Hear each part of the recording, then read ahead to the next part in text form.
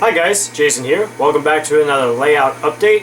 I have a lot of cool things to show you, some new things that I've done on the layout, adding some cool touches of scenery to the middle level. Got some stuff started on that top level as well. We have some new rolling stock and a new engine to show you as well.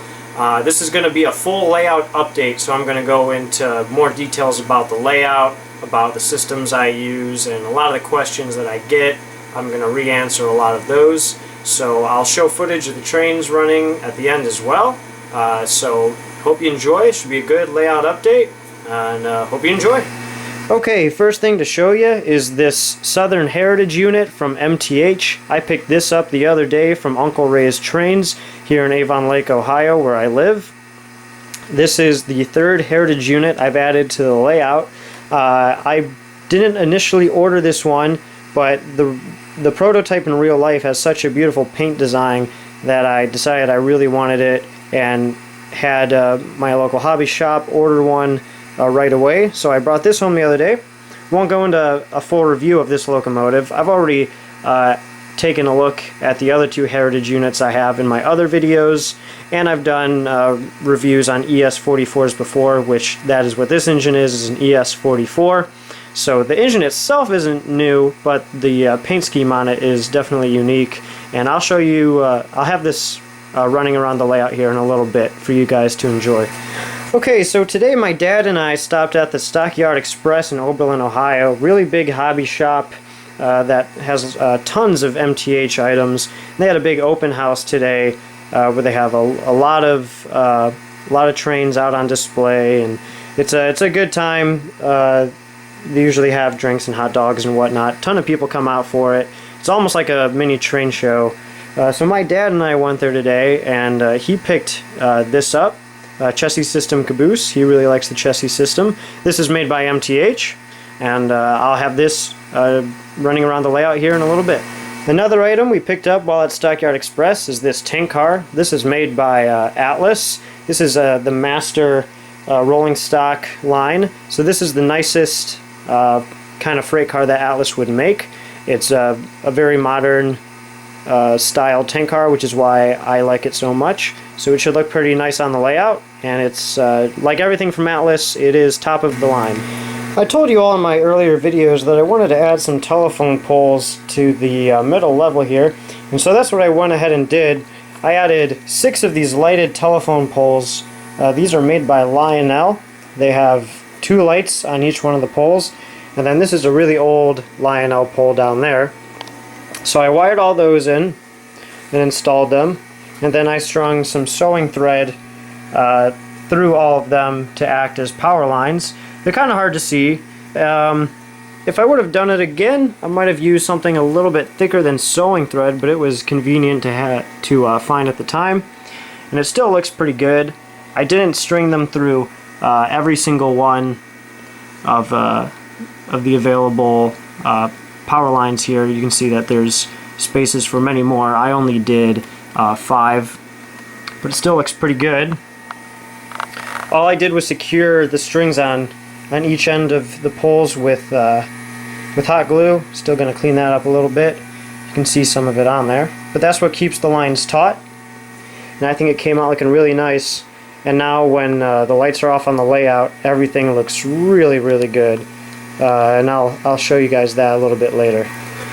Alright, while my dad were at Stockyard Express, we decided we wanted to buy a few items for the top level so we could start to get more ideas and get things in place. So we picked up this station right here. That's made by MTH. Picked up this building right here. That's also MTH. And we picked up one more house, and that's also made by MTH. Gotta dust off these other ones that I've had for a while. So we're starting to get our ideas for the top level. We have a pretty big open blank slate to work with. So we're going to start working on that here. I'll probably get going on it. Fall and winter is when I hope to get all the work, do all the work, and hopefully get it all completed.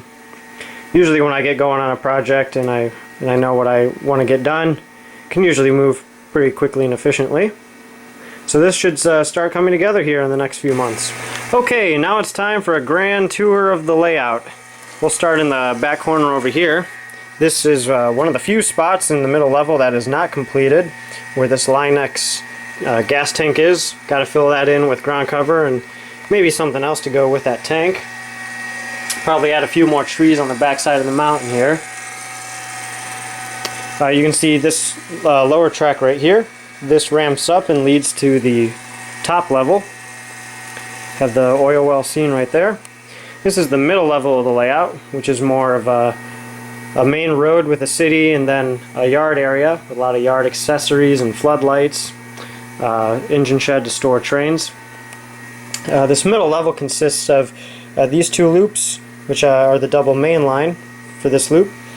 And this third track here connects the middle loop with the top loop, and it also connects it with the loop that goes under the layout. The loop under the layout serves as a reversing loop, and the top level also serves as a reversing loop thanks to a set of switches that are in the back mountain. So it's actually a double reversing loop. So everything is connected on this layout. Everything with the exception of this inside track on the top level. This is this track right here is conventionally powered because I do have some old Lionel engines that do not run on DCS or TMCC. And here's those buildings that I was telling you about earlier.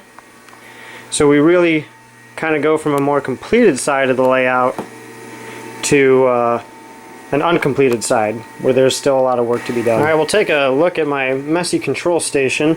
We have a Z4000 which powers all of the engines on the layout.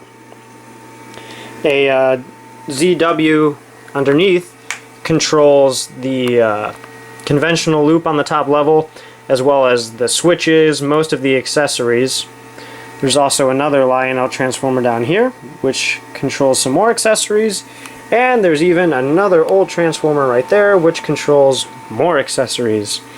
We have two accessory interface units that control the switches, as well as the crossing gates right here, and the water tower, which is in the yard area, and one TIU.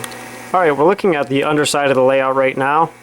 This is the lower reversing loop. It comes from that third track I was mentioning up here. It ramps down the back and does a reverse loop down here. Also, we have all the crazy wiring down here.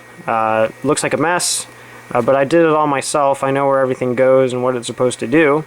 I should be able to get this a little cleaned up when I make my control stand a little more professional. Make things more permanently in place. Got a lot of train boxes down here too. So one of the cool features is the reversing loop. This was quite a pain to build, but it's a lot of fun to use, and it's also a nice place to store a full-length freight train as well. I'll also mention that I have two big display shelves. I have one here, and I also have one over here. And it's still not enough to store all my trains. I still have some that are put away, so we're probably going to make another wall shelf right here in this blank spot. But these shelves were homemade and used the old MTH track that I used to use to hold the cars. Alright, so I'd like to go over a few just quick questions that I get a lot. First of all, the layout is 21 by 8 feet. That is probably the biggest question I get, is how big is your layout? It is 21 by 8 feet, and it is just a rectangle shape. And I think I've done quite a good bit with just a simple rectangle shape with the double reversing loop. I run usually 5 trains at one time with the DCS system, so I've been able to utilize the space, I think, pretty well. I have a lot of fun running the trains here. It's Atlas track. Everything on here is Atlas track. I use the MTH DCS system. All the engines that you'll see on the layout right now are MTH engines that are DCS equipped. I have some old Lionel ones on the shelf, which are just conventional command control. I also have an MTH Proto 1 engine, but for at least the last decade, all I've been doing is collecting Proto 2 and now the new Proto 3 engines, which is all the new stuff that MTH puts out. Now, as far as the rolling stock goes, I have a plethora of different brand makes. I have MTH, Lionel, Atlas, Weaver, K-line, I mean, you name it, I probably have at least a couple cars from each maker. And that's just because I think they all make great stuff. I think some companies do things better than others, but I will say that each company has stuff that I really like and that I've added to the layout.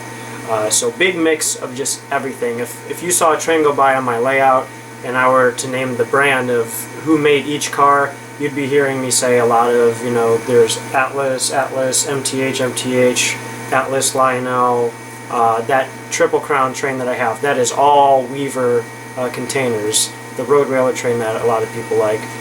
So I collect everything because each company does their own thing really well, and so I'm not really partial to one when it comes to rolling stock.